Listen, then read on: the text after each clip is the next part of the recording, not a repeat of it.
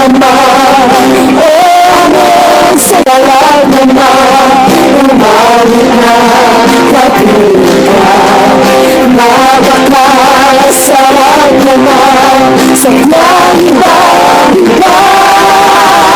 Ang nakapiling ka, ang nakasama ka sa ngayon,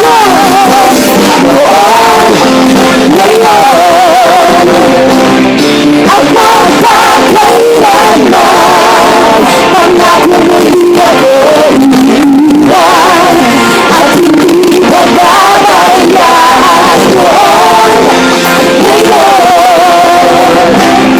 at magpapailanman. Hindi ka nagbabago, hindi ka nagbabago.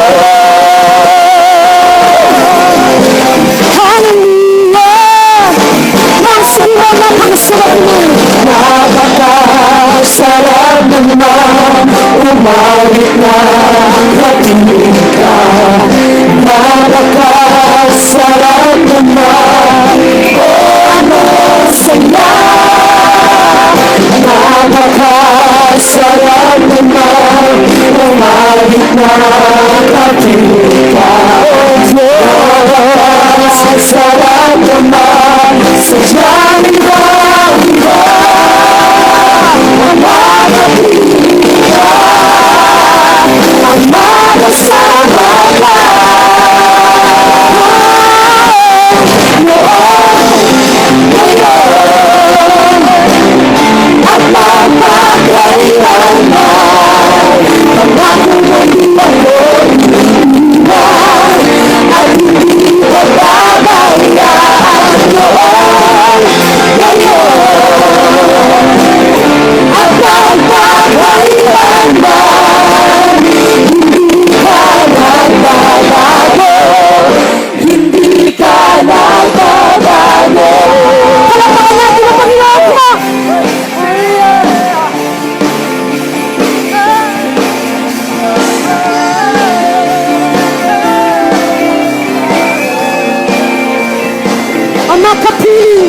Ang makapiling ka, ang makasama ka. Ang makapiling ka, ang makasama ka.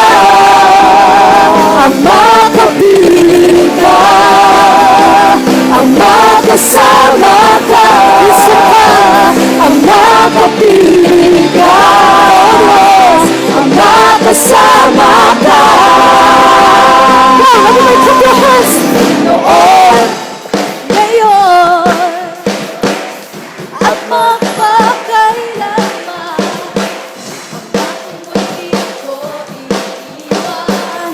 At hindi pababayaan noon, ngayon, at magpakailanman. Hindi ka nagbabago, hindi ka nagbabago noon, ngayon, at magpakailanman. Pangako mo hindi ako iniwan, at hindi pababayaan noon, ngayon, at magpakailanman. Hindi ka nagbabago, hindi ka nagbabago.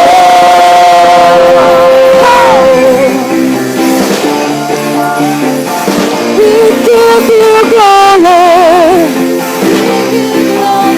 Jesus. Say how beautiful, how beautiful are you, Lord. It's your words, it's your love. All the glorious are you, Lord. It's your God. It was your cross, it was your cross that saved me, that saved me and rescued me.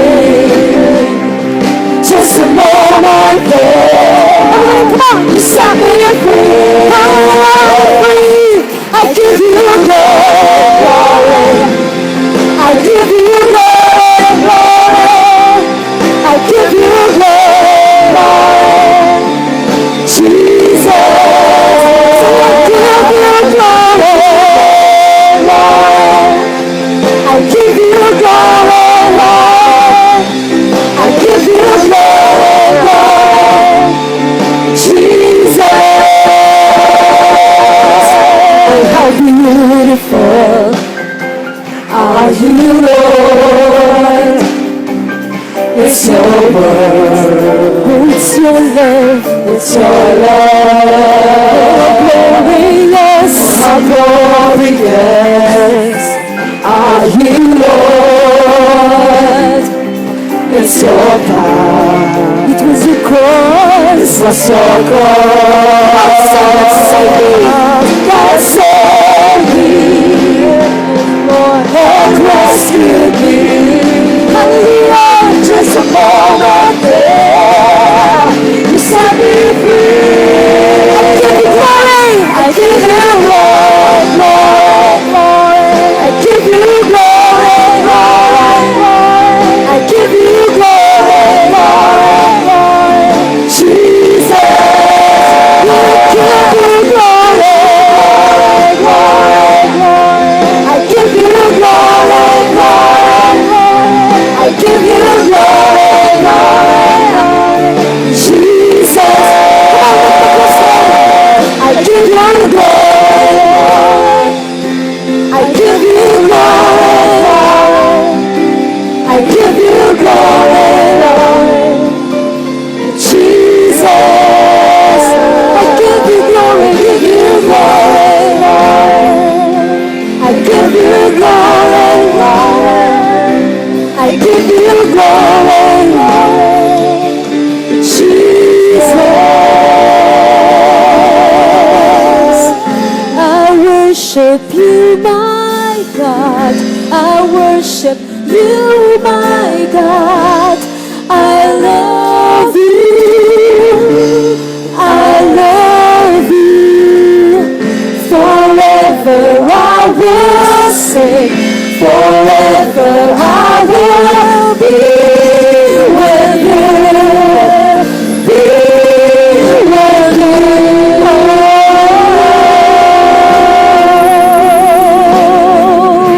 Come on, let's give the Lord our best praise offering. Palakpakan natin ang Panginoon.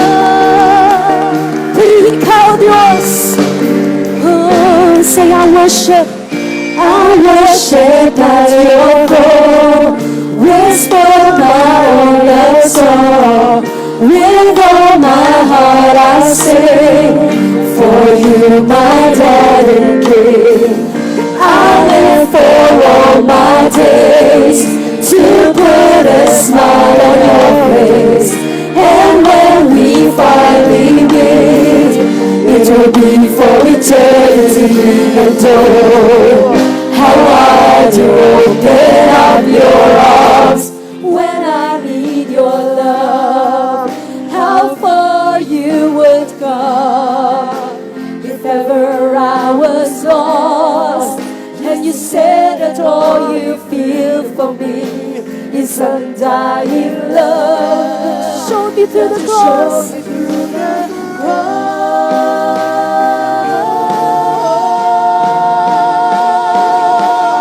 I worship you, my God. I worship you, my God. 'Cause I love you. I love you, my Lord. I will forever say I will be with you. Be with you. Sabi mo, sinasamba kita. Sinasamba kita. Sinasamba kita. Minamahal, minamahal. Sa habang panahon ay aawitan ka, O Diyos. Isumpa ko mo ng lubos. Sinasamba, sinasamba kita. Sinasamba kita. Minamahal, minamahal. Sa habang panahon ay aawitan ka, O Diyos. Sa huling pagkakataon sinasamba, ikaw lamang.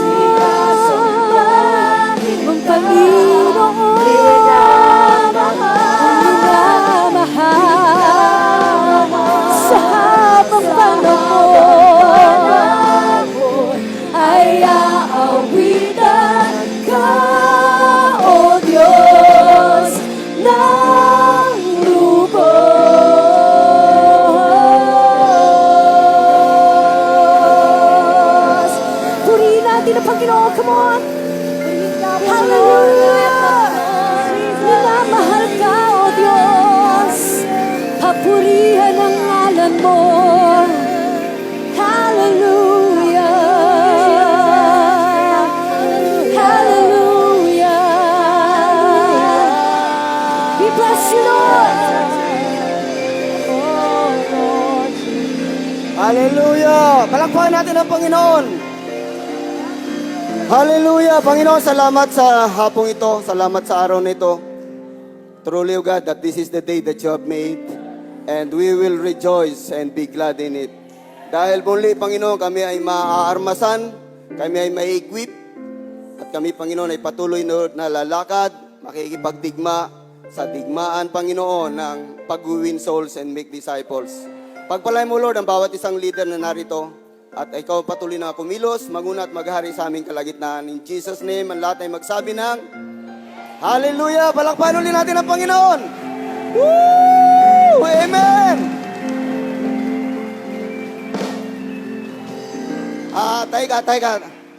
Teka lang muna.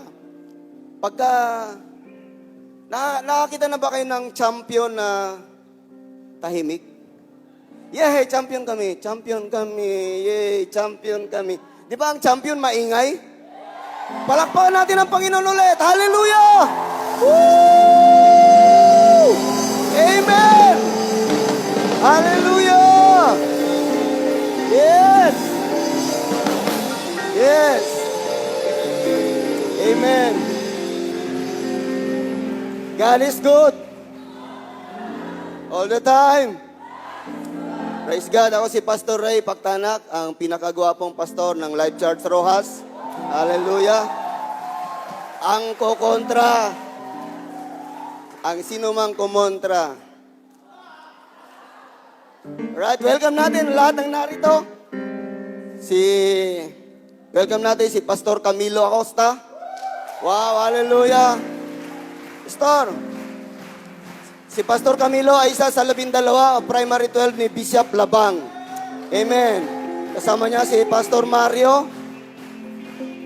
At siyang asawa niya ano na ang pangalan mo? Alright. Si Pastor John Quinton ng Quezon. Hallelujah. Pastor Israel Santos. Si Pastor Mon Rosario. Si Pastor Mar del Barrio. Si Pastor John Orozco. Hallelujah! Si Pastor Nick Rea. Welcome natin. At ang ating mga pastor sa Bubusawin, Long Point, Pastor Dario Panteño. At ang mga kasama niya, si Elvis. Sino po ba? Si Pastor John Flores ng El Nido. Taytay pala, Taytay. At sa El Nido, si Pastor Greg Daduli. Hallelujah! Woo! Ang pinakabata sa lahat ng mga pastor. Ang pastor natin sa Concepcion, si Pastor Nick Tencha. Ang pastor natin sa Nara, Pastor Troy Kalangi. Sino pa bang hindi nabanggit na pastor dyan? Wala na? Siyempre, ang pinakagwapo si Pastor Ray. Hallelujah. Amen. Amen. Woo! Welcome kayong lahat dito sa ating mentoring. At naniniwala ako pagka tayo bukas ang ating mga puso, bukas ang ating mga espiritu, marami tayong matatanggap. Hindi tayo matututo, tayo ay magbabago. Amen. Amen. Tayo may ko, tayo magkamayan. Hallelujah. Pataman natin ang presensya ng Panginoon sa bawat isa. Woo!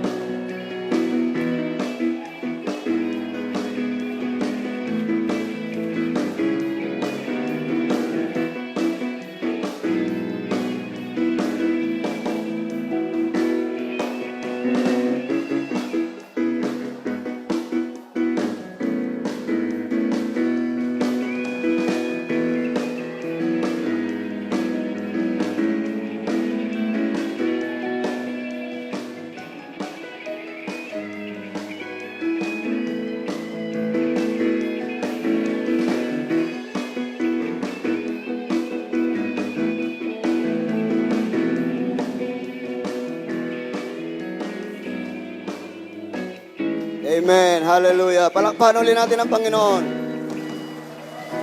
Alright. So, inihiling ko ulit na pwede bang tumayo ulit yung ating mga pastor? Tayo lang po tayo. Yeah, para makita nila na hindi lang ako ang gwapo. Pastor, ano po ang pangalan nyo? David. Si Pastor David. Saan lugar po kayo? Okay. Pati yung asawa mo, Pastor, sana? Wala pa? Mga asawa nyo? Yung asawa ko? Alright. Amen. Palakpakan natin ang buhay ng mga pastor. Hallelujah. Woo! Welcome din natin yung ating pastor sa coach. Sa asawa mo, san? Wala pa, wala pa. Okay, thank you, thank you. Amen. Excited ba kayo? Excited ba kayo? Hindi halata. Excited na ba kayo? Alright. So, sa hapong ito, ay welcome natin ating tagapagsalita. Narinig natin siya minsan. At nung nating narinig siya, tayo ay nag-apoy. Amen. Kaya lang hindi tayo katulad nung sinasabi ni Pastor Rafi na nag-encounter, nagliyab, na in love, nag-backslide. So, ang ating tagapagsalita ay pastor ng City Harvest sa San Fernando, Angeles. City Sanctuary, San Fernando, Pampanga. Right. So, handa na ba kayo? Pareho kaming model nito eh. Ako, model ako ng Dora. Dora Rat. Welcome natin si Pastor Junel Liwanag. Palakpakan natin ang Panginoon. Hallelujah. Sige po, palakpakan natin ang Panginoon. Pwede bang tumayo tayo? Yung palakpak hindi para kay Pastor Junel, yung palakpak para sa Panginoon. Come on, give God a glory in this place. Bless His name. Let's worship Him. He alone is worthy to be praised. The King of Kings, the Lord of Lords, the Alpha and the Omega, the beginning and the end. His name is Jesus. Praise the Lord. Sige po, itaas natin ating mga kamay. Lift your hands towards heaven. Let me just declare every good thing from heaven upon your life this afternoon. Lord, this is my heart's desire. Ang prayer ko, Lord, na merong mag-alab na puso sa oras na ito, sa iyong pangitain sa aming mga buhay. The vision will ever be clear in our lives. The vision, oh God, will bring us to our next level of leadership. Lord, sa oras na ito, kung meron sa amin yung nanlalata, napapagod, nawawala na ng passion, or maybe hindi napapansin, Lord, nanlalamig na ang puso sa iyong pangitain. Lord, this is my declaration. I pray for fire in every person's life in this place this afternoon in the name of Jesus. Saturate this place, God. Saturate this place. Punuin mo kami ng iyong presensya, Panginoon. Because where the Spirit of the Lord, there is freedom, there is joy, there is love. Everything is clear, oh God, when we are under your presence. Kaya, Panginoon, ito po yung isa pang prayer ko. Saktong-sakto, Lord, yung mga lalabas sa bibig ko na pangangailangan ng bawat isa dito. Dahil, Lord, ito'y manggagaling sa puso ng aming Ama na nasa langit. So God, I know that something good is going to happen because, Lord, hindi lang kami mabibless. May magbabago sa aming mga buhay. Kaya, Panginoon, maraming salamat po. We are doing this first, oh God, because we are advancing your kingdom here on earth. Because we are preserving a continent by the name of Asia. And Lord, we are transforming our nation, Philippines. And then church growth will follow because we have a higher level of growth. So Lord, salamat po sa oras na ito. Binibigay namin lahat ng pagpapuri at pasasalamat sa pangalan lamang ng aming Panginoong Jesucristo. At lahat po'y magsabi ng Amen at Amen. Sige po, one more time. Palakpakan po natin ang Panginoon. Praise God, we may be seated in the presence of God. It's good to be back here in Palawan. Maraming salamat po, Bishop, and we are honored and po to be here in your church because we recognize the authority that God has given you. At Mami, Pastor Ruth, we recognize the authority na binigay po ng Panginoon sa inyo as one of our national leaders.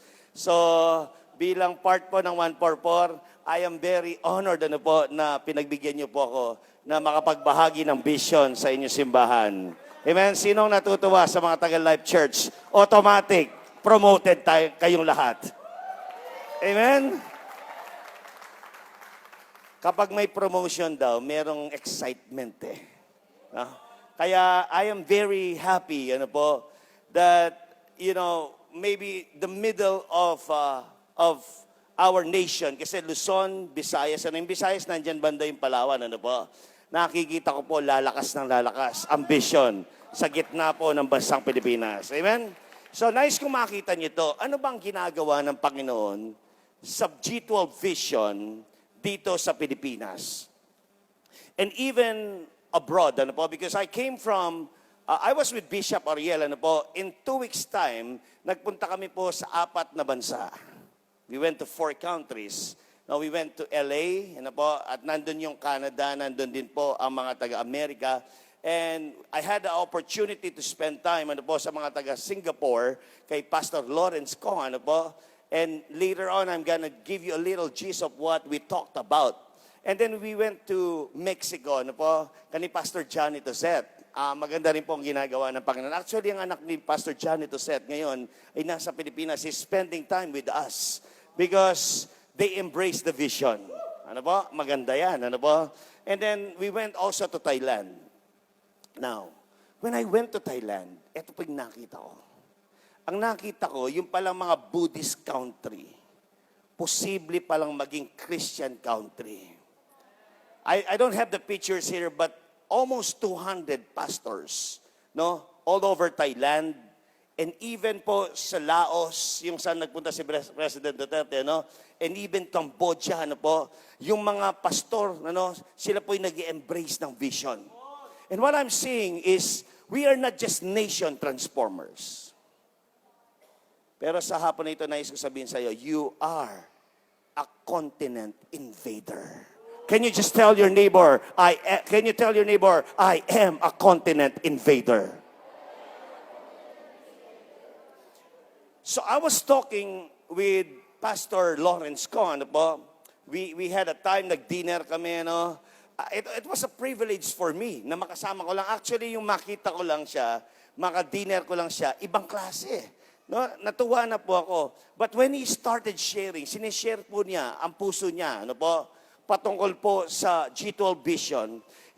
Ang isang sinabi niya, he is looking at this, that Philippines, Singapore, Thailand, Korea, actually Korea, ang dami po ng mga G12 churches ngayon dyan, Japan, and you know what? China ngayon, umaangat po ang ambition sa Thailand, China because of the 30-30 window mission po natin ng vision ng G12. Laos, Cambodia, lahat ng mga Asian countries right now, pinapalakas ng Panginoon ang vision sa ating pong kontinente ng Asia. And listen to this. On 2018, nagre-report muna po ako sa inyo, On 2018, magme-merge ang mga bansa all over Asia in Singapore. We will fight for the atmosphere of one man, one woman, one husband, one wife, family. Kung ang Europa, sila po ay engaged na sa lesbianism, gay marriage. Kung ang Amerika, they are into it, ipaglalaban ng G12 Vision at ng mga Kristiyano sa Asia ang purity ng ating pong kontinente. That's why I'm telling you, you are not just a nation transformer, but you are a continent preserver. Ayun, sino dito yung lumalakas talaga loob? Alam niyo po, habang sinasabi niya yun, umiiyak siya. And I saw this man, sabi niya, you pray for me. And you know what? I was given a chance to pray for him. Pinag-pray namin siya and I led the prayer, We cried for our continent of Asia. Kaya sabi ko, Lord, pagbubutihan namin sa Pilipinas. Because this is what they see. Ito naman po nakikita ng mga taga-Singapore. That the Philippines will become a model G12 nation all over Asia. Mga kapatid. Now, eting report ko sa inyo. Do you know that Pastor Lawrence Kong, yung kanyang assistant, si Pastor Richard Ong, they kinuha po nila lahat ng materials ng Youth Fest natin. Kinuha nila ng materials natin sa synchronized 90 Days of Challenge. And they are about to do it in Singapore also. Now, ito pa, okay? Ang sina Pastor Douglas, ano po, yung kanyang mga disciples in LA, ano po, kinuha rin po nila ang 90 Days of Challenge. Alam niyo po ba na ngayon, nasa third week na ang Thailand? Bangkok, si Pastor Ano Parp. Third week na po ng 90 Days of Challenge ang kanya simbahan because next year, Thailand ito next year of January, ang buong Thailand, all the pastors, 200 pastors, magkakaroon sila ng synchronized 90 Days of Challenge. They are going to conquer Thailand for the glory of our Lord Jesus Christ. Anong sinasabi ko dito? Ang bansang Pilipinas ay isang modelo. That's why, hindi tayo pwedeng magpabagal-bagal. Hindi tayo pwedeng magpahinga. Sa langit na lang ang pahinga. Amen? Sabi mo sa katabi mo, magsipag tayo. Kami po, ako po ngayon, I came from CDO, Cagayan de Oro. Kahapon, pinag-rally ako ni Bishop Oriel, pinag-preach niya akong 3 sermon sunod-sunod, buong hapon. Sabi ko, Lord, pagod ito. By the way, I want to welcome our team, si Pastora Ann, si Claudia Castellanos, siya po yung aking kapatid, si Pastora Jen, they came with us here so that they will experience what God is doing here in Palawan. Now, balikan ko po yung sinasabi ko, kasi pinapalakas ko yung loob nyo na may ginagawa ang Panginoon sa bansang Pilipinas.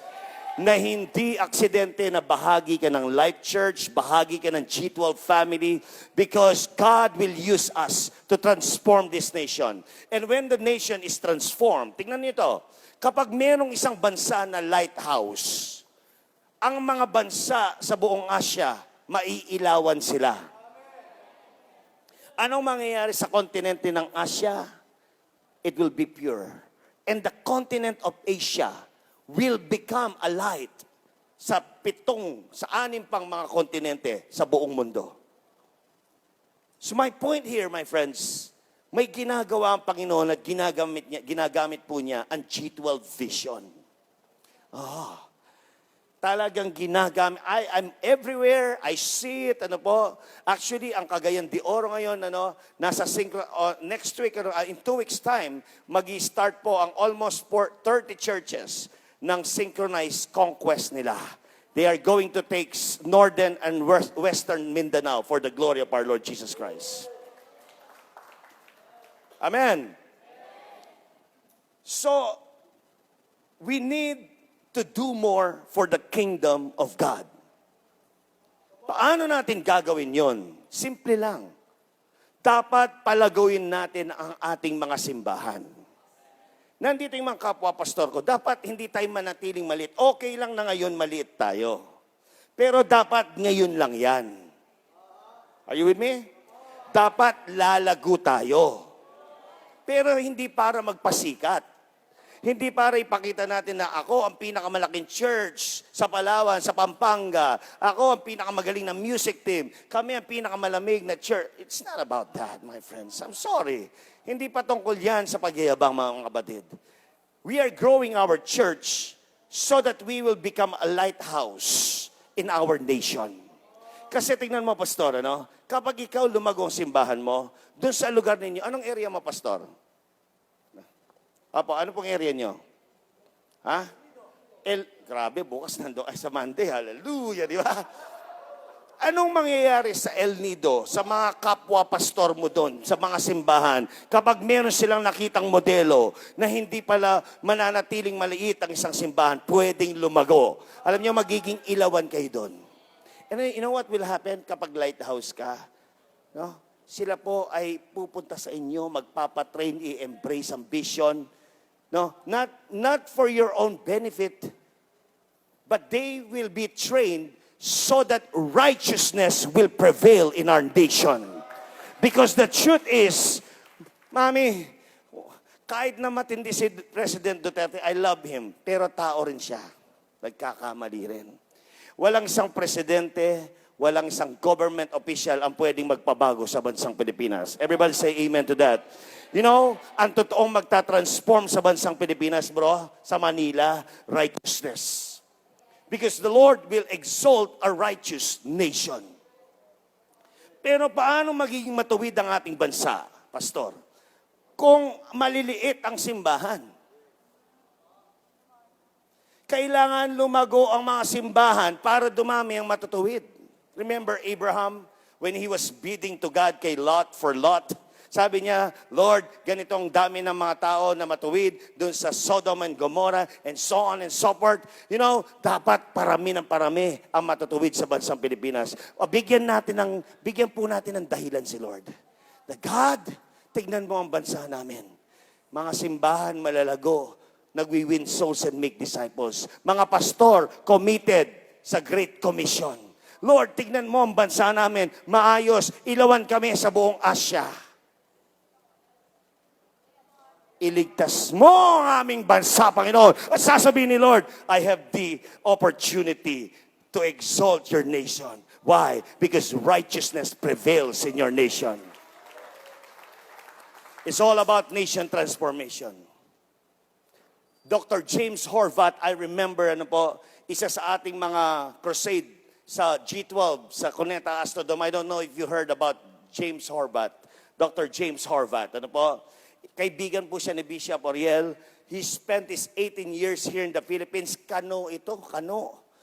Sila po ay nag-conduct ng mga crusades. Crusades na kung saan yung mga crusades na ito, mayroong mga evangelistic people.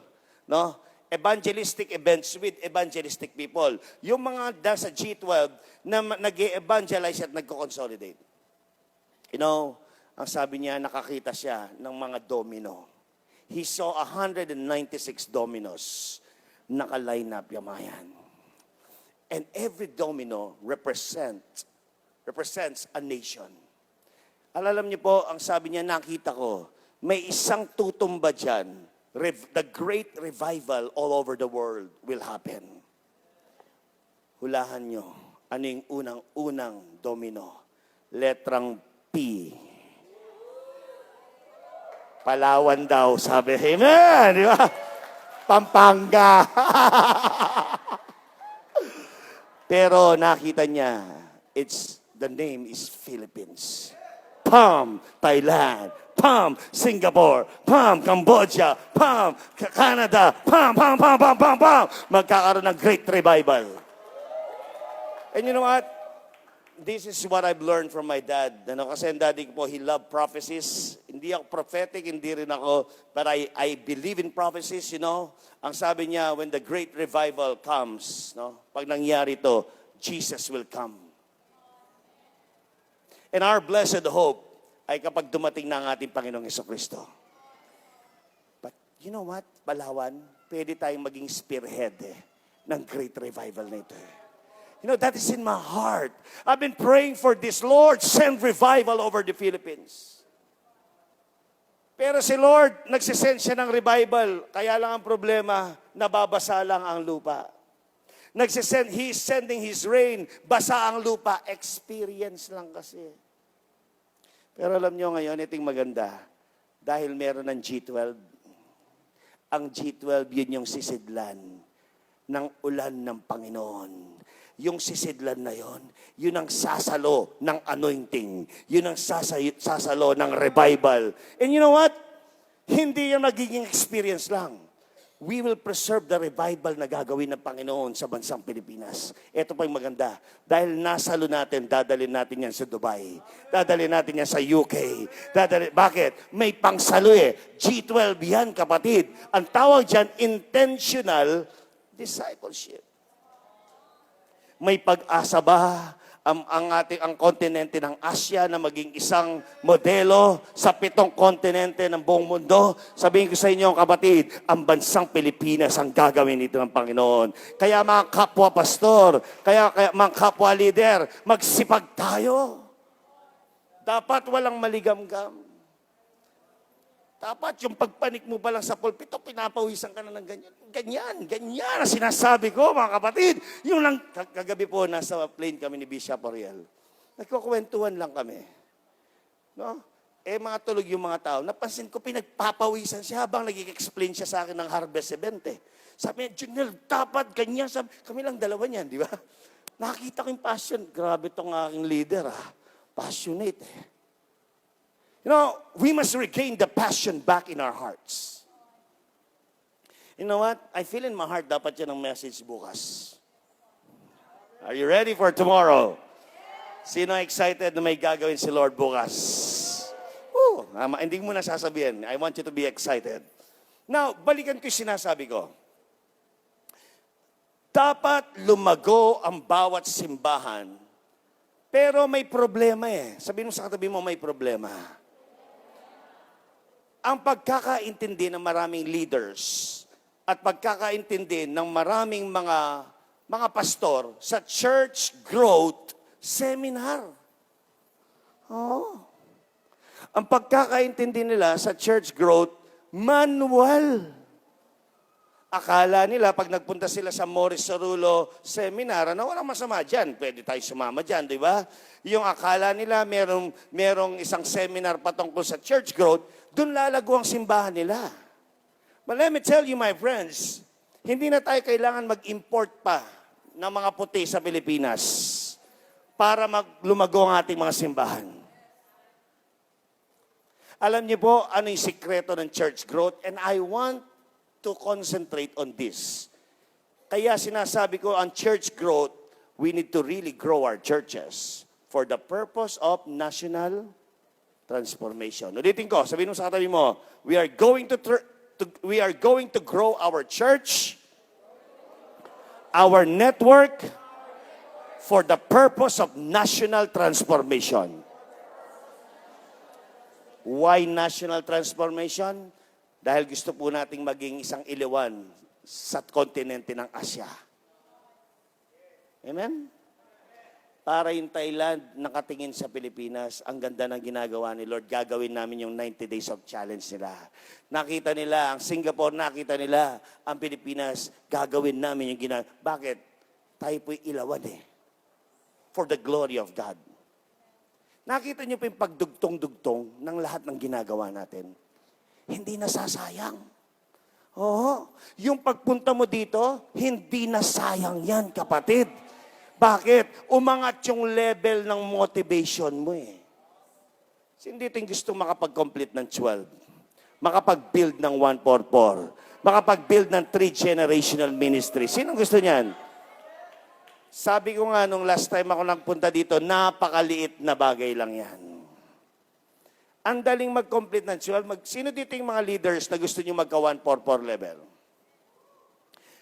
Sir, napakaliit na bagay yan. Kung ang motivation mo, pang national transformation ka. Yung magsisell ka, tapos pag nag-sell ka, parang tinamad ka, ang sasabihin mo, ay, nagpapabago pala akong bansa. Hindi ako pwedeng maging tamad na leader. Diba? Ay, nagpapalago pala kami ng simbahan. Hindi ako pwedeng maging tamad. Bakit? Kasi kami ang magiging ilawan sa Asia. Because the level of your motivation, Bishop, must be greater than the level of your goal. Madaling magawa yung goal kapag ang motivation at ang puso mas angat kaysa doon sa gusto mong mangyari. Kaya yung nation transformation, binabatikos nila yan. Nais ko sabihin sa inyo, mga kapatid, pampaangat ng level yan. Pampabilis ng pagkukomplete ng 12 at pambuild ng 144 yan. Bakit? Pampabago ako ng bansa eh. I have no time to play. I am engaged. Ano po? I am enlisted, Bishop. I am a soldier of God. Kaya hindi ako pwedeng magtamad-tamad. So, balikan ko yung church growth. Tingnan natin ito. Hindi po pwedeng lumago ang isang simbahan at magpapabago ng bansa kung ang kaisipan natin puro manual. Hindi rin pwedeng lumago ang isang network o yung simbahan kung ang kaisipan natin na ang church growth seminar. The truth is, there are only 2 secrets so that you can grow your church exponentially. Ang una ay tinatawag nating church health. Church health. Because a healthy church is a multiplying church. A healthy church is a growing church. Kaya wala sa manual eh. Nasa health ng mga Kristiyano yan sa simbahan eh. Kung polluted yung ating mga kaisipan, kung marurumi ang ating mga buhay, kapag hindi healthy ang mga cell group, ang mga cell leaders, kapatid, I'm sorry to tell you, your church is not healthy, and a church that is not healthy will never grow. Kapag hindi mo naintindihan yung basic lifestyle sa buhay mo, kapag inconsistent ka sa devotion mo, yung isulat mo lang yung verse, yung command, promise, application, at prayer mo, hindi mo magawa-gawa. Napaka-basic. Tapos gusto mo lumagong simbahan mo. There's no way. Because healthy cell groups will produce a healthy church. And a healthy church is a growing church. So there's no way na kahit meron ka pang 10 manual dyan, kahit araw-araw nasa YouTube ka, nanonood ka ng mga seminar ng church multiplication, rapid growth, kung ang buhay natin ay marumi, kung tayo ay hindi malinis sa harapan ng Panginoon, I'm sorry, hindi lalago ang cell mo, hindi lalago ang church. So that's the number one secret. No? Yan ang sikreto. Kung paano magpalago ng simbahan. Malinaw po ba? No? Alam nyo, dapat ang centrality, everybody say the word centrality. Ang centrality ng G12 Church ay cell group. Dapat lahat ng focus nasa cell. Dapat mag-produce tayo ng mga cell groups na healthy because you can determine the growth of your church by the health of your cells. That's the only way that you can determine a church who is healthy. And I love Life Church because we have healthy cell groups here, yung mga life groups natin dito. Amen? Palakpan natin si Lord sa mga life groups natin. Sa ating mga kapwa-pastor na nandito, no? Ang basic lifestyle, devotion. Pangalawa, cell group. Sa level ng mga pastor, kailangan meron tayong cells. Ang church na walang cell group, hindi G12 church yan. Kasi ang G12 church is a model of a cellular vision, I may say. So, basic tayo dyan. Kung gusto natin lumago, dapat may devotion. Kung gusto natin lumago, dapat may cell group. Sabihin mo sa katabi mo, ang cell group, hindi cancel group. Kasi iba, binibigyan ng can di ba? May cell group ba kayo? Cancel group. Oo, di ba? Next week, may cell group ba kayo? Sorry, cancel group. Alam niyo ba kapag nag-cancel ka ng cell group, no? Hindi ka nag-cancel ng 1 week. Actually, hindi mo kinita yung mga 12 mo ng hindi lang 1 week, but 13 days. That's almost 2 weeks. So, yung 2 weeks na yon, hindi ka naririnig, hindi ka nakikita ng cell group mo. Anong itsura ng mga cell disciples mo? Eh di, makikinig yan sa Dota, sa chismis, no? Nagmahal, nasaktan, walang cell, kanya nag-backslide, di ba? No, talagang ganun eh. Kaya lang kasi hindi natin makita, no? Ang church growth, madidetermine mo yan sa basic lifestyle. Devotion, cell group. Tapos, madidetermine mo yan kung meron kang training. Kaya po sa aking mga kapwa-pastor na you're doing the G12 vision, maybe hindi pa you're new, it's okay. Pero dapat patakbuhin ninyo yung inyong effective training. Okay? Not only penetrating cells, but effective training is needed. Kailangan patuloy tayong mag-train. Because that is church growth. Malinaw po ba tayo doon? Ano pa yung nasa basic lifestyle natin? Ano yung pang-apat? Sige po. Ano yung una? Devotion. Pangalawa, cell group. Pangatlo, training. Sino dito yung mga cell leaders dito? Sino ba yung mga nandito na cell leaders? Lahat ba ng cell leaders natin dito nag-graduate na ng PEPSOL? Amen, amen. Praise God. Lahat ba ng 12 nyo nasa PEPSOL training? Yung iba sabi, kung gusto nating growing church, dapat meron tayong effective training. And then the fourth one ay yung ating Sunday service. Okay, nagre-review lang po ako, no? Because meron akong pupuntusin ngayong hapon na ito. At hanggang mga alas 12 ng gabi, nandito lang tayo. Okay lang ba kayo hanggang 12? Oh, sige, sige. Okay. Now, alam nyo, yung Sunday service, very important. Kailangan kasama na sa buhay ng isang Kristiyano ang Sunday service. No? Ang balita ko dito sa Life Church, ang Sunday service, yan ang buhay ng isang Kristiyano dito. Amen?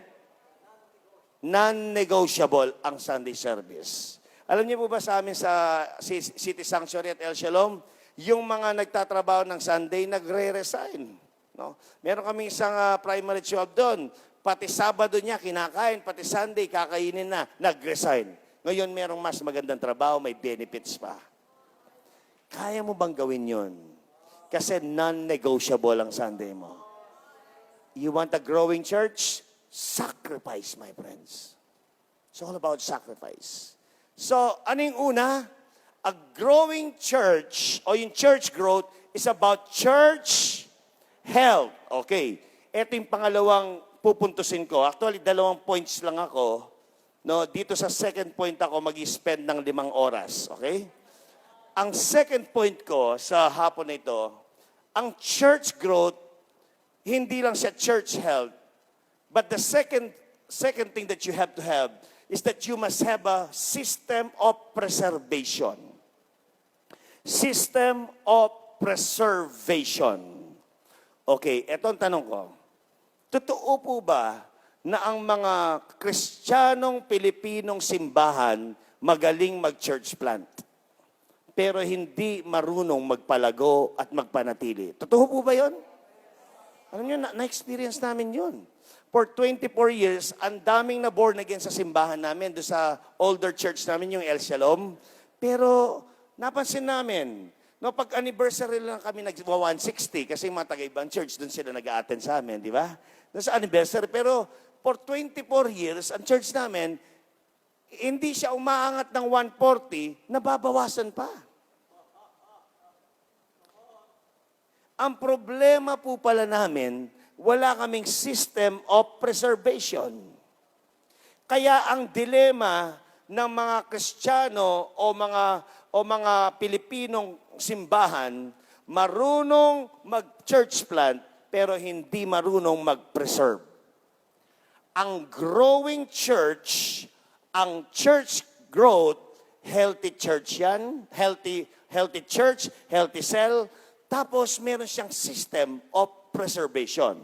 Okay? So now, ano ang system of preservation na sinasabi ko? Sa G12 Vision, you can never become a leader until you become a consolidator. Bakit?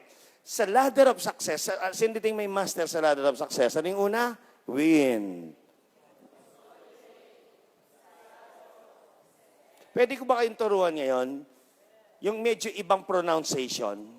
Kasi sabi natin, win, consolidate, disciple, send. Palitan natin. Sabihin natin lahat. Win, consolidate. Disciple, send. One more time, ha? Win, consolidate. Bakit ko ginawang win, consolidate? Winin mo, i-consolidate mo. Dapat dugtong yun. Are you with me?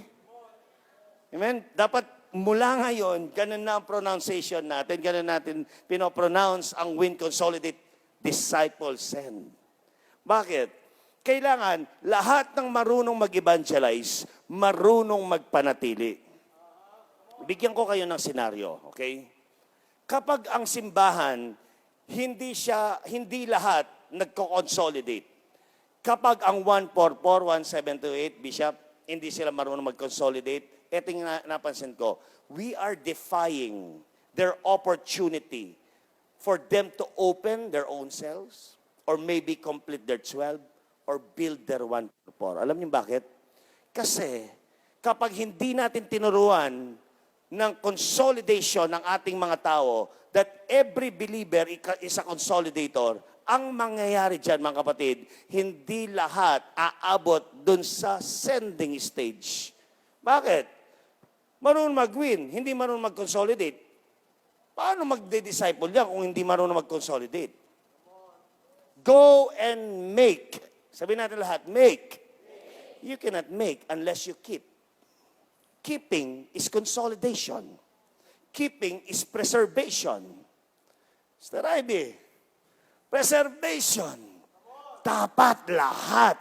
Mula sa 12, mula sa pastor, 12, 144, 1728, 20,736, dapat hindi malabnaw sa baba ang consolidation. Dapat lahat marunong magpanatili. Win, consolidate. Then you'll be able to disciple. Huh? Paano mag-open ng cell si 144 level o 1728 level kung yung nga mag-consolidate siya, hindi siya marunong? Kaya ang nangyayari, ako nga yung cell leader niya, ako ang nagko-consolidate sa mga invites niya. Anong klaseng sistema yun? Ang nangyayari, may opportunity siya na yung in-invite niya, pag na-consolidate niya, magiging Pedro niya yun eh. Kaya lang, sakim ako eh. Paano ako naging sakim? Kasi hindi ko siya tinuturuan mag-consolidate eh. Tapos gusto ko mag-build ako ng 144. Tapos gusto ko magka-cell siya. No? Tapos kinukumpasan ko siya. Open ka ng cell, open ka ng cell. Hindi nga marunong mag-consolidate eh. Do you see what I'm talking about? Amen? Ito pa yung matindi. Kapag hindi ka marunong mag-consolidate, hindi ka magiging leader. So, anong nangyayari sa consolidation process ng church? So, ako ngayon, galing ako sa dagat, nangisda ako, may dala akong bangka. Pagdating ko sa dulo, sa dalampasigan, sa seashore, nandun yung aking mga leaders. Yung si Sidlan 1, nandyan yan, di ba? Si Sidlan 2, si Sidlan 3. Kaya lang, I failed to teach my people how to consolidate. Kaya hindi sila umangat dun sa discipleship and send. Nag-graduate nga ng PEPSOL, hindi marunong mag-consolidate. May ganyan. May ganyan. So ano mangyayari? Kahit may 100 akong isda, pag nakita ko yung mga leaders kong nagpa-function, no, 12. Ang bawat leader, ilan ang kaya niyang i-disciple? Ano yung standard natin? Di 36 lang yun. Nasaan yung 64? Pipilit natin doon sa tatlo. Yung tatlo ngayon, burnout na. Tama? Why? Because we did not teach our people how to consolidate. Sinasabi natin, ang G12 malakas sa consolidation. Pero sabihin ko na sa inyo, sa 12 siguro. Pero yung 144, malabnaw. Yung 1728, lalong malabnaw. Kaya ang dami ng harvest, ang konti ng napipreserve. Now, I'm not talking about Life Church or any church. That's everywhere. It happens sa amin pong church. Ayun ang consolidation directors namin. It happens. Pwede ba magtapat sa inyo? Pero, pinakita sa amin ni Lord ito. That every believer must be trained how to consolidate. Because then you are giving them the opportunity, no, to have their own cell group to complete their 12 and build their 144. Kaya ang consolidation, importante. No, yung lagi natin sinasabi, the old saying, pangsarayan ng backdoor ng simbahan. Tama? No? Pangsarayan ng backdoor ng simbahan. Kaya kailangan po talaga, the church must begin to upgrade. There you go. Papunta na ako sa aking message. The church must begin to upgrade. Sabihin mo sa katabi mo, dapat pala tayong mag-upgrade.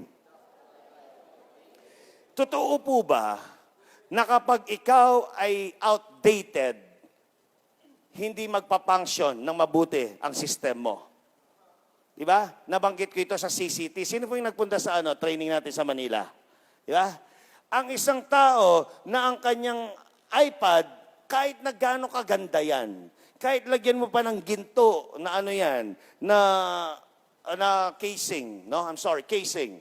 Kapag ang iOS niyan, 10.1.2 na, 10.2 na ngayon, no?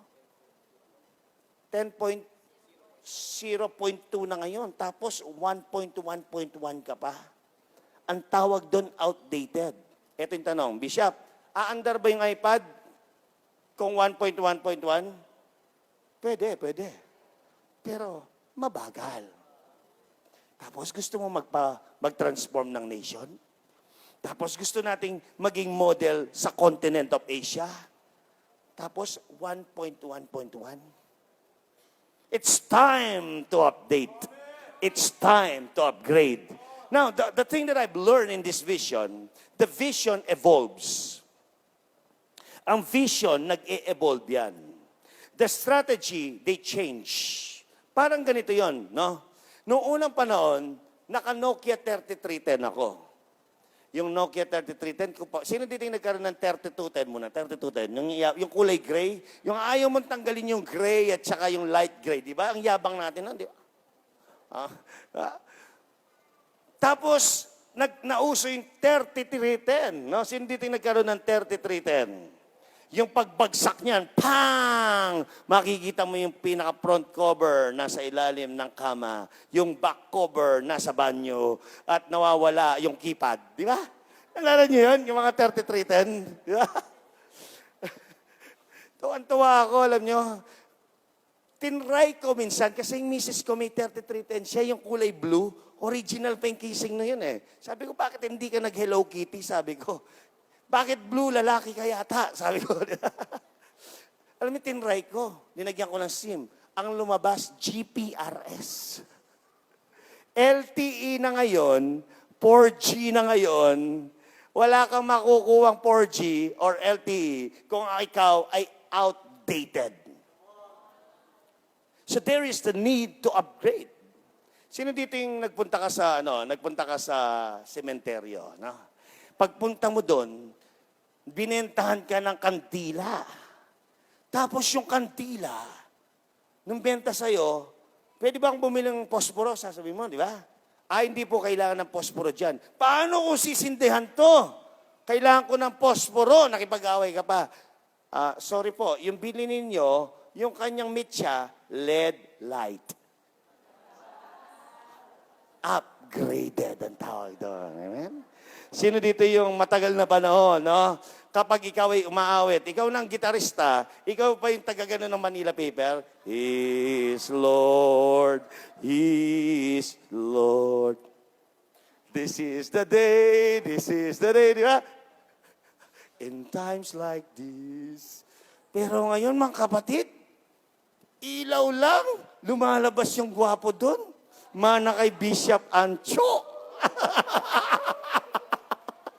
Ilaw lang, yung letrang L-I-F-E, nakikita mo doon. Ang tawag dyan, kapatid, updated. Sabihin mo sa katabi mo, ikaw na lang ang outdated. Anong mangyayari? Kung mula sa Maynila hanggang dito, nagbisikleta, lang kami, yung kabayo, yung parang unang panahon, di ba? Siguro, tapos na ang seminar dito, no? Umabot na kami ng 3 araw, wala pa kami dito. Pero alam niyo, kaninang umaga, paggising ko, alas 5 ng umaga, no? Kasi po hindi na ako umuwi ng Pampanga, nag-stay na lang ako sa hotel sa Manila. No? Dahil dediretso na kami dito. Minute ko yung asawa ko, yung anak ko. Mamaya po makikita niyo si Destiny Janelle C. Liwanag, yung aking pong anak. Ano? At ang pinakamagandang babae sa balat ng lumpia, si Pastora Malu, yung wife ko. Mamaya makikita niyo sila. No? Alam niyo po, no, sinundo nila ako. Sumakay kami ng eroplano. Pagsakay namin ng eroplano, pumikit lang ako. Pagdilat ko, nandito na ako sa Palawan. Oh.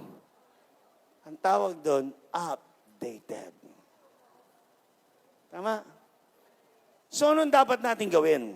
We need to update in every strategy, in every part of the vision, kailangan ng updating. No? You know, I remember this illustration, and I believe I mentioned this one time sa mga training natin. I remember the CEO of Nokia. No? Some of you, maybe you've heard this, but I want to remind you about this. Nakita ko yan na-post yan sa sa Facebook, ano? Ang sabi po ng CEO ng Nokia, we did not do anything wrong. Wala kaming ginawang mali. O hindi kami gumawa ng mali. But somehow we lost. Bakit natalo kami? Sabi ng CEO ng Nokia. Dahil po ang sinasabi ng page na yon, ang Nokia nabenta na siya sa Microsoft. It is no longer a company. It became, it is now under Microsoft. Umiiyak yung CEO. Wala kaming ginawang mali. Pero bakit natalo kami? You know, the conclusion when I read the article, ang sabi doon, they missed out learning. They missed out changing. That's why they lost the opportunity to survive. They lost the opportunity to make big money. And you know what? They lost everything. Kapag hindi tayo nag-update, tayo ay magda-downgrade. Ganun lang kasimple yan, mga kapatid. When you are not updating and upgrading, you will downgrade. Parang ganito yon, no? Sino dito yung tuwan-tuwa ka, nagbabasa ka ng newspaper? No? Nakita mo si Miriam Defensor. No, ang tapang, magiging next president ng Philippines. Habang binabasa mo, tuwan-tuwa ka. Tapos, sasabihin mo sa misis mo, honey, si Miriam, siyang susunod na maging presidente. Ano ka? Nababaliw ka na? Patay na yon, di ba? Ngayon pala yung binabasa mong dyaryo, 2015 pa. Outdated. Alam niyo, maraming mga simbahan ganyan. Oh. Gusto mo ng church growth, outdated ka. Gusto mong lumago, you don't wanna pay the price to upgrade. Huh? Are you with me? You know, Nokia missed out everything. Kasi hindi nila in-engage yung tinatawag nating apps. Sabihin natin lahat, apps. Si Pastor Pabs, ano po, tinitingnan niya yung cellphone niya. Ano tong mga to, yung bilog, itong kodra-kodradong ito? Sabi ni Bishop Oriel sa kanya, apps, sabi niya, di ba? So, pindutin mo yung apps. Pinindot niya. Pag pindot niya, nawala. Nawala yung ano niya dahil pag pala ginaganon mo, nawawala yung mga apps, no? Sabi niya, nawala. Ngayon pala, hindi niya naintindihan kung ano yung apps. Si Bishop Pabs, matindi yun. Alam niyo mga kapatid, nakita ko, yung Nokia, kaya pala hindi siya nag-improve. In 1998, dumating sa kanila yung tao na developer, ang pangalan niya, si Chris Casamias. Si Chris Casamias, ano po, siya po ang nag-present sa Nokia. Sabi niya, Nokia, I am a developer. Bakit hindi natin i-incorporate? Why don't we incorporate the laptop, the apps, sa inyong mga mobile phones? Yung phones ninyo na pwede kang mag-voice call, pwede kang mag-fax, pwede kang mag-text. Sabi niya, ang kulang na lang dyan, yung applications para ma-merge ang buong mundo dyan. At yung mga katalinuhan ng maraming mga tao. Alam niyo ang sagot ni Nokia? We are Nokia. And we know all the engineering know-how. We do not need developers. 4 years after, in 1998 at Finland, 4 years after, that is 2002, after 4 years, bumagsak ang sales, ang stocks ng Nokia. They failed learning, they failed on changing. That's why today, it is no longer a company. At yun yung prayer ko kay Lord, Lord, huwag mo nga yan na may isang simbahan sa Pilipinas ang hindi mag-a-update, ang hindi mag-a-upgrade.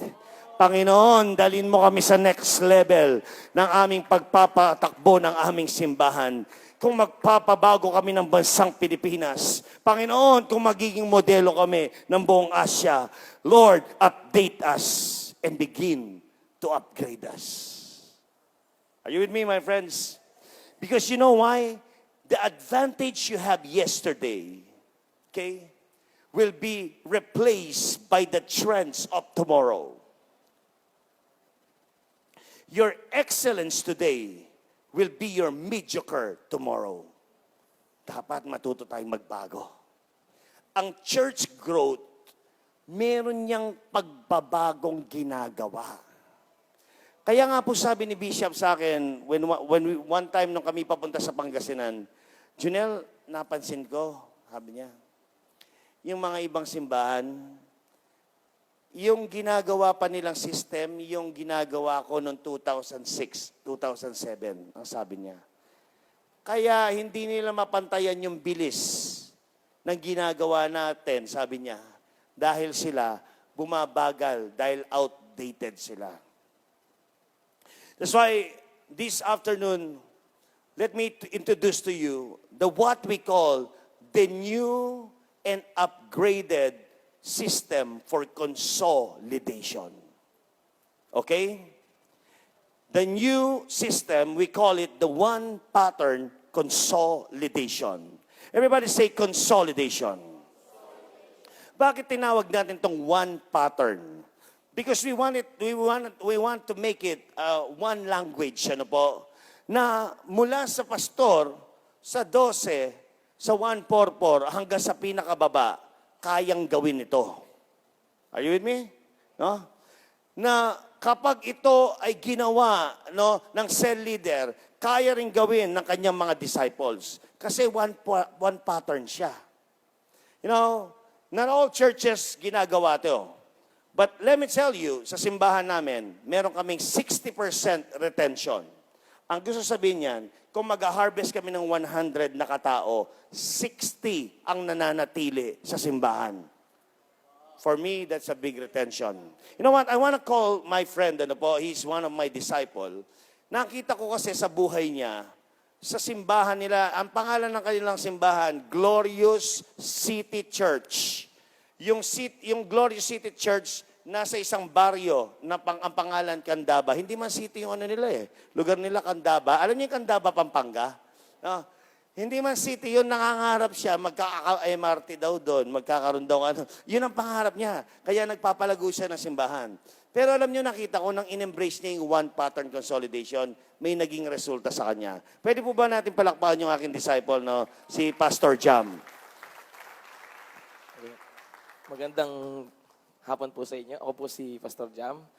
Isa po ako sa 12 po na pastor ni Pastor Jonel. Kami po ay taga Candaba. Nandito po yung wife ko po. Sa Candaba po, ang itsura niyan, wala pong Jollibee ron. Wala pong McDonald's. Wala pong SM. Ganun po yung itsura ng Candaba. Meron po kami doon na mall, ang pangalan 7-Eleven. Ganyan po ang Candaba.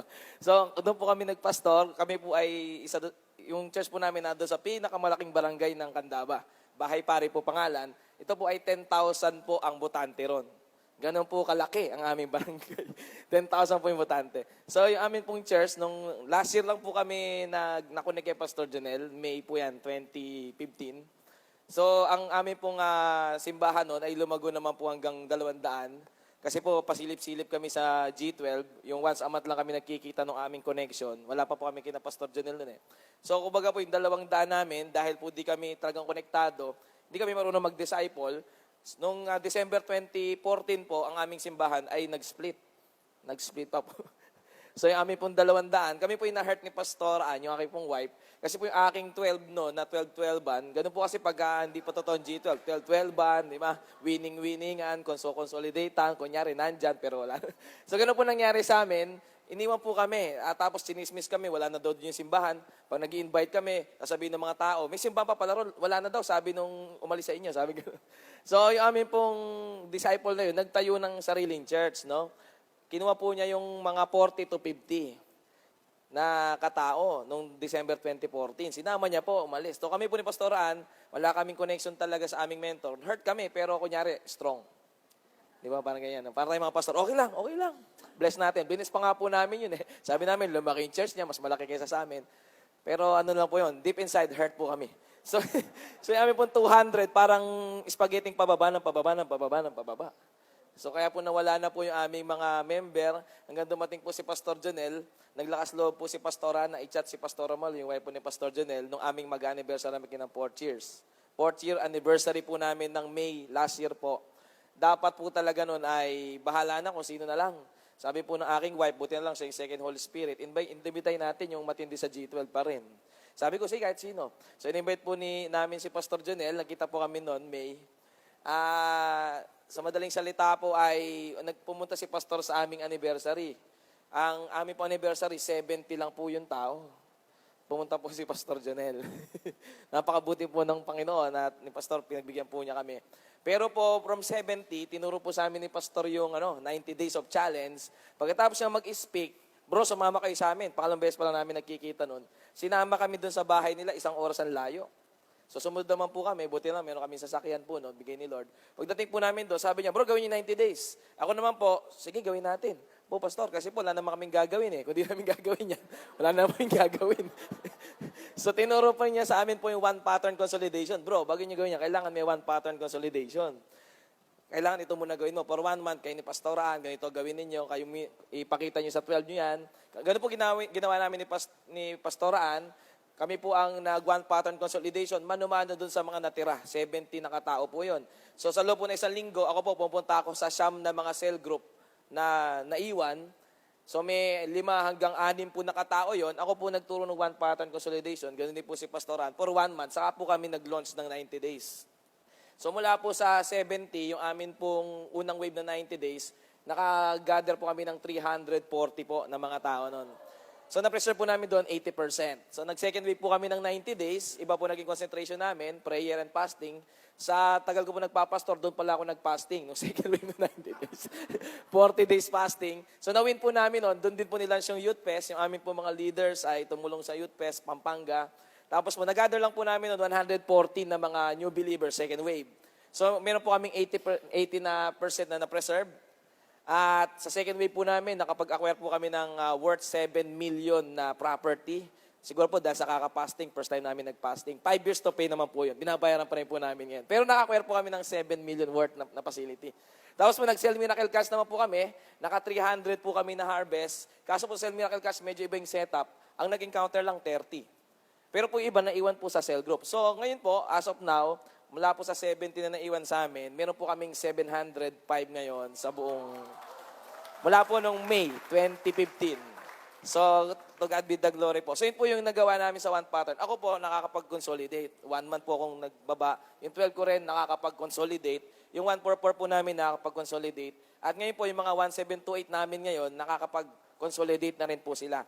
May 1728 po kami ngayon. Meron siyang 6 po na na-preserve ngayon using po one pattern consolidation. Medyo hindi pa po namin buo-buo yung amin pong level ng 1728.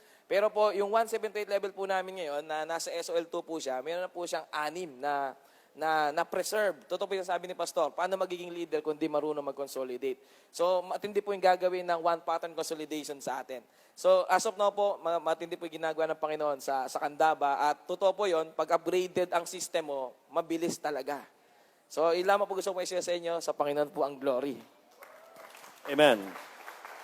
You know, the reason why pinag-testify ko po si Pastor Jam, kasi hindi lahat tayo, kasi laki ng Life Church. Tama? Hindi lahat ng mga minimentaran ko rin. Sa amin po kasi, because our church is a 2,500 church, almost 2,500 po ang mga nasa cells namin. At tuwing linggo po, nag-average po kami mga 1,500 to 2,000 po. Depende sa mga nag-a-attend po sa aming simbahan. Pero hindi lahat. Ganyan ang mga simbahan. Nais kong maging makatotohanan sa inyo. Marami sa atin nasa 100, nasa 200. Tama po ba? Sila nasa 70. Bishop Ancho, sinasabi ko po sa kanila, hindi lahat ng simbahan, kasi laki ng Life Church, kasi laki ng Dulos. Kanya, dinala ko kayo dun sa level na kung saan si Pastor Jam, ay nandun sa level na yon at posible pala na lumago ang inyong simbahan makapag-preserve ng mga kaluluwa. Okay? Now, if you are from Life Church, ganun din po, kung cell leader ka, posible pala na ikaw may makapag-build ng 144 and one day, magiging builder ka rin ng 1728. Why? Kasi every time na may nawiwin ka, sa 100 na nawiwin mo, nasa 60 to 80 people ang iyong preservation or retention if you will do it right. If you will do it right. So, today, let me just talk about the one pattern consolidation training. Okay? Bigyan ko muna po kayong background kung ano yung one pattern consolidation training. This is one thing about I've learned. The success and growth of the church, ano po, is determined not just on the gathering, but on the preservation of the harvest. Ang totoong church growth, ang totoong success ng rapid multiplication sa isang simbahan, hindi na determine yan, nakukuha at nakikita lang yan sa winning or gathering.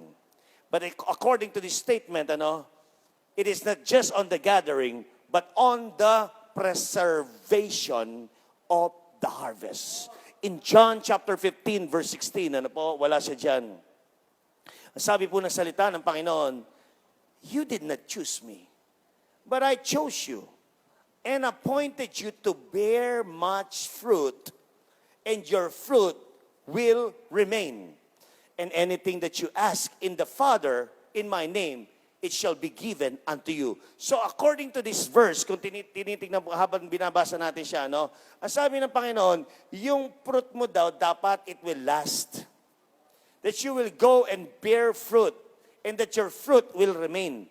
So ang requirement ng Panginoon, huwag lang tayong mag-win. Win, consolidate. Disciple, send. Are you with me? So now, tingnan natin kung ano ang benefits ng one pattern. Everybody say the word one pattern. Alam nyo, nung itinatayo po yung ano nga ba yung sa Old Testament, I'm sorry, na-blank yung isip ko, yung nagtatayo sila ng mataas na tore para maabot. The Tower of Babel, I'm sorry, The Tower of Babel. Nung tinatayo nila yan, nakita ng Panginoon, na dahil one language sila, there is a way that they can succeed. Alam niyo, si Lord gusto niya, at tayong mga Kristiyano, maging one language. Sinira kasi ng Diablo yun eh. Actually, ang Diablo, kumokopya lang siya kay Lord. Nakita ng Diablo, ang strategy pala ni Lord, kailangan mag-iba-iba ng lingwahe. Yung sa Tower of Babel, naalala ko yun. Ito, sa manuscript ko, sabi niya, dapat pala, ang mga G12 churches, ang mga simbahan, iba-ibang lingwahe. So now, tingnan natin, ano yung benefit ng one pattern o yung isang lingwahe na gagamitin po natin sa consolidation. The first thing is, ang one pattern, duplicable, it's a statement, duplicable is multiplicable. Duplicable is multiplicable. Medyo yung mga words na ginamit namin, mga alanganin, pero you bear with us, ba? Mamaya may marinig pa kayong meron pa kayong mga maririnig na modelizer. Wala namang mga words na ganyan Kasi mana kami kay Bishop Oriel, yung nag-iimbento ng mga salita, di ba? Duplicable is multiplicable. In other words, kapag one pattern ka, maduduplicate mo yan. Di ba? So yung ginagawa ko, ginawa ni Pastor Jam. In other words, dinuplicate niya yung ginawa ko sa buhay ko na transfer din sa kanya. Alam niyo mga kapwa pastor, yung mga nakadikit kay Bishop Ancho, yung kanyang anointing, kapag ito'y na-absorb mo, maduduplicate sa'yo, yung multiplication niya, mangyayari rin sa'yo. Duplicable is multiplicable. That's why that's the benefit, number one benefit of one pattern. Parang ganito. Anong mangyayari kung parehas ang ginagawa mo at ginagawa ni Pastora Jen? anong mangyayari sa City Sanctuary at anong mangyayari sa El Shalom. Kapag hindi kayo nag-iba, yung multiplication ng El Shalom, ganun din ang mangyayari sa City Sanctuary. Kung ano ang nangyayari sa primary 1, primary 12:1, no, na multiplication, yun din ang mangyayari sa primary 12, primary 12 number 12. Bakit? Duplicable ang one pattern. Yung lahat pwedeng gawin. Then because it's duplicable, you can multiply it. Amen? Alam niyo, ito pa yung maganda sa one pattern. Napipreserve yung standard. Oh, that's the second one. The standard is being preserved. Kapag may one pattern tayo, ano po, na-preserve. Later on, ano po, makikita nyo, I will be introducing a manual sa inyo. And this manual is generic. Ano po? Because we are preserving the word consolidation. Ipapakita ko na po, no? This is the manual. Pero again, wala ang magic sa manual. Malinaw po ba yon? Kahit ano pang manual na gawin mo, kapag tama ang yung fundamentals. Are you with me? Ayan? Kapag tama ang yung puso, kapag may compassion ka, yun ang sagot. Alam mo, bago ako pupunta dito, nais ko lang pong emphasize to. Sa lahat ng ginagawa natin sa church, ang sagot, compassion. Kailangan pag nagdi-disciple tayo, out of compassion. Kapag tayo ay nagko-consolidate, kasi may awa sa puso natin. Alam niyo ba bakit ako nagsasalita ng ganito dito? Tinuturuan ko yung ganito. Kasi may compassion ako eh. Si Jesus, nagpagaling siya ng bulag, nagpatayo siya ng pilay, ano po, binuhay niya yung patay. Bakit? Out of compassion. My friends, again, babalikan ko sinasabi ko, walang kabuluhan ng kahit anong manual kung walang compassion. It's all about compassion. Everybody say amen to that. So, ipipreserve natin yung standard. Ang standard ng G12 Vision, ano po, ang one language natin is called, ang preservation name natin is consolidation.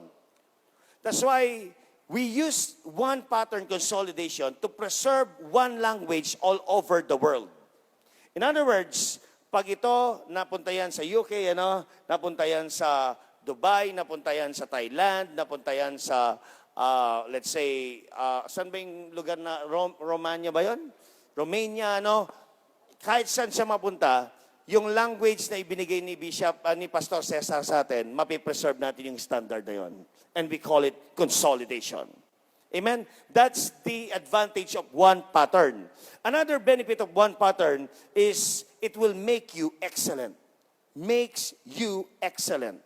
Nagiging excellent tayo kasi the more that we embrace something that one person does. Kunwari, ginagawa niya ni Bishop Ancho at gagawin ko, yung excellence na nasa kanya, pwede kong i-absorb. Ang katotohanan niyan, mga kapatid, we are in the business of franchising. Everybody say the word franchising. Naging excellent ang bawat restaurant ng McDonald's. Ito yung nakita ko. There are 34,000 McDonald's all over the world. In 2012, nakita ko, 8.7 billion ang kanilang net profit. Dollars yan, mga kapatid, billion. Because of the power of franchising. Sa Tagalog, ang franchising, kopyahan. Oo. Parang ganito yon. Yung amount ng patty na ginagamit sa Burger McDo sa Amerika is the same amount of patty na ginagamit sa South Africa. Ang number of minutes ng pagpapakulo sa mantika ng French fries sa Bangladesh, ganun din ang ginagamit dito sa Palawan. Ang kung paano kalinis ang mga McDonald's sa Maynila, ganun din po sa Singapore. Now what's my point there? Franchise. It was Ray Kroc, I remember his name. Ray Kroc, si Ray Kroc ang nagkaroon ng idea ng franchising. Sabi niya yung mga McDonald's brothers, Ang mentality nila, masyadong local. Dapat global tayo, sabi niya. Sabi natin lahat global. Alam niyo yung global? Alam niyo yan? Global thinking, locally executing. No? Sabi niya, kailangan, kung anong ginagawa natin dito, magawa natin yan sa buong mundo. Na-invento niya yung the power of franchising.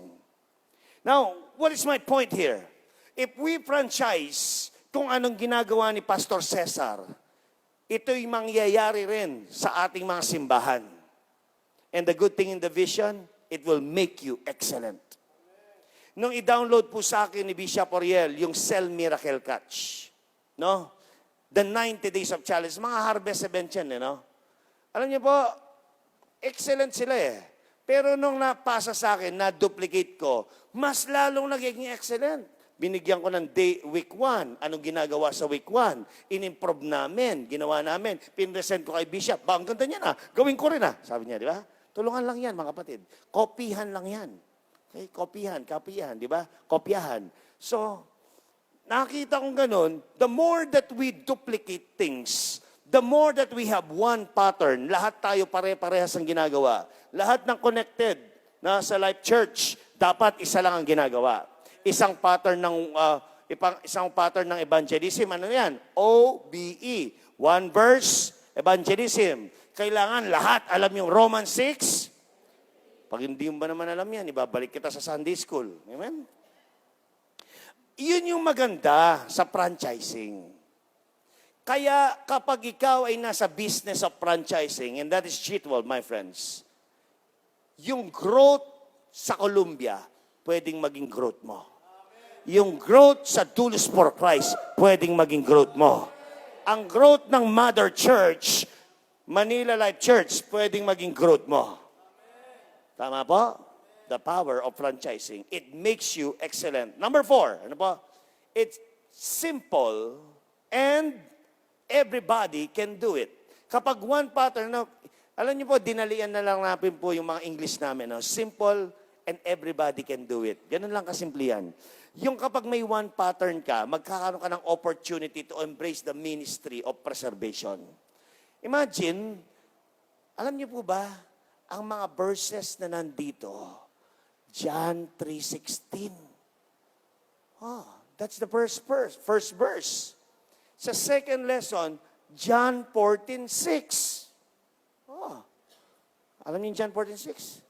Jesus is the way, the truth, and tapos yung second verse, like verse ko, in third verse, like verse ko yun eh. Yung Ezekiel 36 verse 26. I will give you a new heart, a new and right spirit. I will take out that heart of stone and make it a heart of flesh. Grabe yung mga kapatid. No? Tapos yung pangatlo, yung change of heart, ano po, change of, pang-apat po pala, no? Yung pang-apat, ano, kung makikita nyo, Colossians 2, verses 6 to 7, ano? Yung patungkol to sa change of relationship. Tapos yung last, Acts 2:42. Alam niyo yung Acts 2:42? Yung all the believers, nag-embrace sila ng teaching, kumain sila, no? Yan ang nangyari, yun yung Book of Acts Church. Imagine, naging simple ang ating pong one pattern consolidation. Are you there? Hindi tayo kailangan gumamit ng mabibigat na verse para ma-assure natin ang salvation. John 3:16 lang. Amen? Change of destination yun. Hindi natin kailangan gumamit ng matinding verse para yung change of direction. Yung direction ng buhay ng isang tao, ano po? Mahirapan siyang makaintindi. John 14 verse 6 lang yan. Kasi ang change of direction, repentance yun eh. Okay? Now, I'm giving you an idea, ano po, that kapag one pattern, everybody can do it. Everybody can do it. Now, the second thing, bago ko po i-explain sa inyo ang dynamics. Everybody say the word dynamics. Kung paano po gagamitin ang mga manual, okay? Whether this manual or whatever manual that you're using, ano po, kailangan lahat yan may dynamics. Yung how to use it. Okay? Pero bakit po nag-fail ang marami sa consolidation process? So, hindi mong winin, dinala mo, kinonsolidate mo, no? Pero bakit hindi siya bumalik sa church? Bakit hindi siya na-deploy sa process ng consolidation at hindi siya nag-sell. Ang number one reason, we send unbelievers instead of new believers. Ang dinadala natin, sa consolidation process, unbeliever. Ito yung tinuro ng Bishop Oriel. Ang qualified lang na makonsolidate ay yung mga born-again Christian. Kapag hindi born-again Christian, hindi pwedeng makonsolidate yan. Kaya nga yung first lesson natin, John 3:16 assurance of salvation. No? Kaya people, they fail to continue sa process of consolidation. Hindi pa sila born-again Christian. Are you with me? Ilan sa inyo yung may nag-invite kayo, dinala nyo sa cell group nyo, pagdala nyo sa cell group nyo, hindi man kayo nagpatanggap. Puro kainan, barkadahan. Wala kang word. Kapatid, barkadahan ang tawag dyan, hindi cell group. Ang cell group, kapag merong new believer, kasi open cell yan, evangelistic cell yan, kailangan merong altar call yan. Kailangan may nagpapatanggap yan. Mga kapwa pastor, kailangan kapag meron tayong mga new believer sa simbahan, kailangan merong altar call. Kailangan nagpapatanggap si pastor. Amen? Para nagpunta sa restaurant, nag-expect ng steak, tapos binigyan mo gulay. Di ba? Bakit? Hindi mo pinatikim sa kanya yung main course yung salvation. Kaya hindi ka pwedeng mag-consolidate kung hindi believer ang iyong kino-consolidate. That's why we fail. Malinaw po ba yun? Those are basic things, pero nais ko kayong i-remind. Ano po? The second thing, bakit people, they fail sa process of consolidation. Ano po? Ang consolidation na sinasabi ko, from the altar down to the encounter. Malinaw po? I'm sorry, encounter and then post-encounter. After ng post-encounter, that is the end of the process of consolidation. Yung pangalawa, we send encounter delegates without a home cell. Tama? Gusto mong matapos yung consolidation process niya, pero hindi mo siya nalagay sa cell group.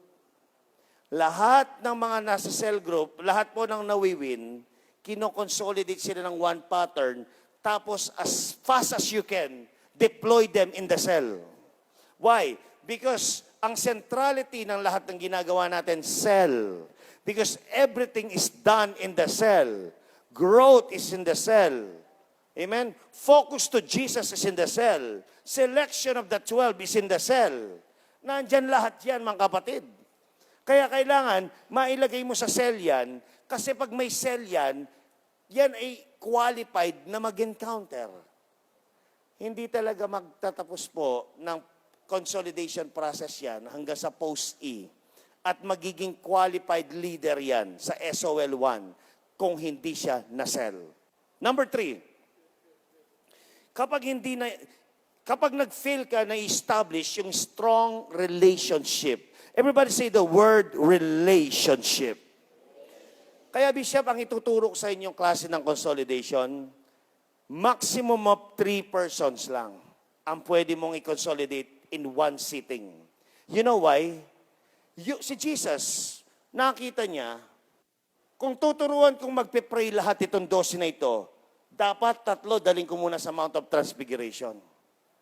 At habang ako ay nakakaranas sa aking Ama, pupuntahan ko sila at pararamdam ko sa kanila ang teaching about prayer. Tinitignan niya si Peter, eye to eye, relationship building. Tinignan niya si James at si John, eye to eye. Kinausap niya personally, relationship building. Remember this, my friends. Kahit ano pang manual ang gamitin natin sa consolidation, but without relationship, kung walang relationship, hindi tayo po pwede, hindi aandar ang consolidation. Because consolidation is about connection. Connection leads to relationship. Kaya importante talaga na mag-build tayo ng relationship. Kaya alam niyo po ang ginawa namin, meron kaming tinatawag na PID. Everybody say the word PID. personal, intentional discipleship. No? Pwede ring personal, intentional consolidation. One person, one, two, or three, we would spend time with these people. If I have more time later, igagrap ko sa inyo kung paano ginagawa yan. Kapag pala ang isang tao, isang leader, nakapag-connect ka sa 1, 2, 3 na to, napakinggan mo yung buhay nila, habang kinakausap ko sila, nagko-connect ako eye to eye, at naririnig nila ako heart to heart, nagkakaroon ng deep relationship. Deep relationship leads to deep discipleship. Kaya na-figure out ko, yung palang cell group, yung G12 cell group namin, that is not the time, para tignan ko yung mga buhay nila one by one. Because our G12 cell group is about evaluation, it's about goal setting, Nagda-diagnose kami dyan, nagto-troubleshoot kami. That's what we do. Pero kailangan pala yung tinatawag na PID. Kapag meron kang personal, intentional consolidation or / discipleship, mga kapatid, you will build relationship. Kapag nakapag-build ka ng relationship, itong tao na ito, buhay niya, pera niya, oras niya, lahat ibibigay sa'yo. Hindi a-absent ng Sunday yan.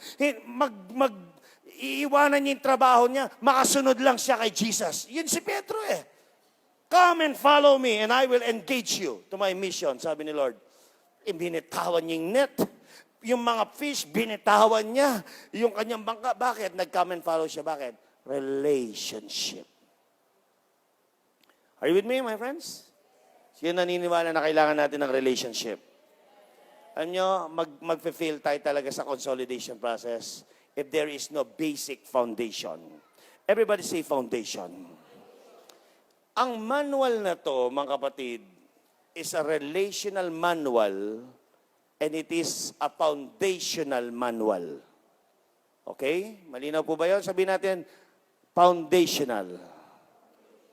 There must be inspiration and there must be relationship. Hindi po pwedeng puro relationship, walang pundasyon. Parang ganito lang yun. Consolidate kita. Bishop, ang gagawin ko lang sa kanya, tara kahit ng Jollibee, pero wala akong word from the Lord. Wala akong John 14:6, wala akong Ezekiel 36, verse 26. Lalapit ako sa kanya, chichikahin ko lang siya. Kain tayo, One day, pag parehas na kami tumaba, ayaw na namin kumain, ayaw na namin magsama. Di ba? Pero kapag every time na mag-meet kami, meron kong word from the Lord na tinatanim sa kanyang buhay. Foundational ang tawag doon. Kapatid, ang tingin niya sa akin, solusyon sa kanyang problema na pinadala ni Lord.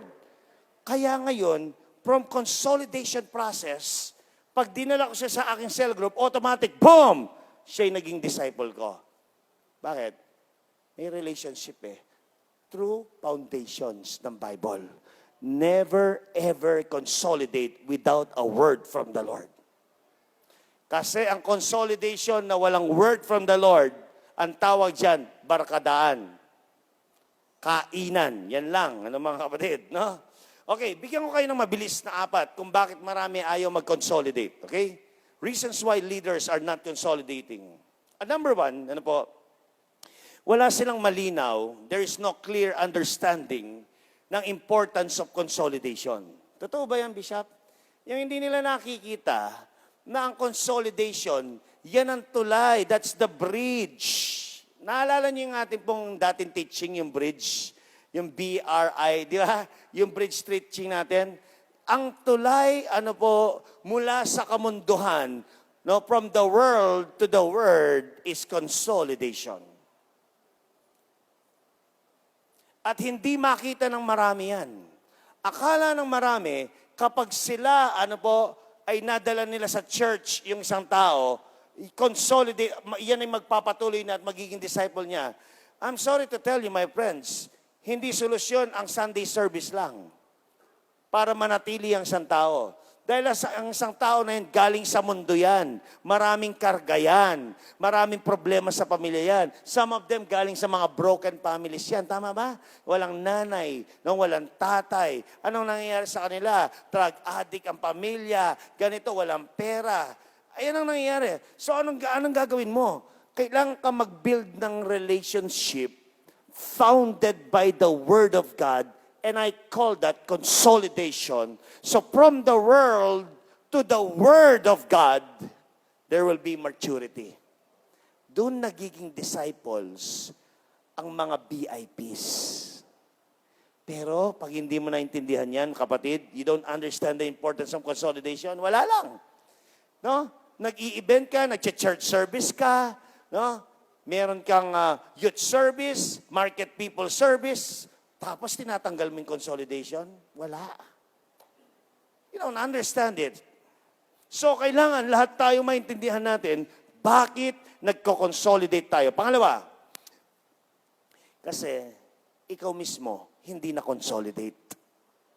Yan. Tama po ba? Bakit yung ibang mga leaders hindi nagko-consolidate? Kasi sila mismo hindi nila naranasan ang consolidation. Now, pakinggan niyo ako mga kapatid.